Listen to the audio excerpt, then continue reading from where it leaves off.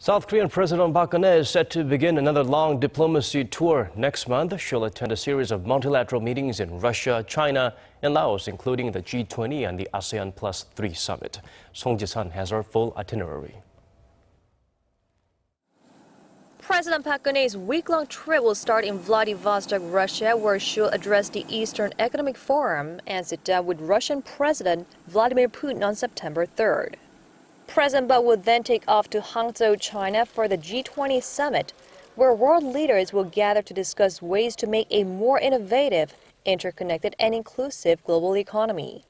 A summit with Chinese President Xi Jinping has not yet been confirmed, but during her two-day visit, President Park will likely call for global cooperation in reining in North Korea's threats, while seeking understanding for Seoul and Washington's decision to deploy the U.S. missile defense system THAAD against those threats, as Beijing and Moscow have both expressed opposition to the decision. If it weren't for North Korea's ever-increasing nuclear and missile threats, it would never have been necessary to make the decision to deploy THAAD. Before criticizing our purely defensive measure, Beijing should call out Pyongyang for violating peace and stability on the Korean Peninsula and in Northeast Asia.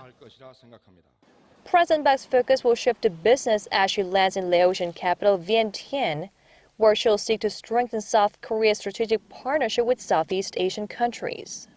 Seoul will take part in the ASEAN-plus-3 summit, which includes Korea, China, and Japan, followed by the East Asia Summit. President Park will continue her official visit to Laos, with the summit focused on revving up the bilateral partnership and boosting trade. 보호무역주의와 신고립주의 극복을 이끌어가는 선도 국가가 되어야 합니다. 다자 양자 간 외교와 협상의 틀 안에서 대외 지향과 개방에 최선을 다해주기 바랍니다. During her trip, President Park will seek to take a leading role on the diplomatic, economic, and security fronts in order to foster mutual growth and prosperity in the region. 송지선, 아리랑 뉴스.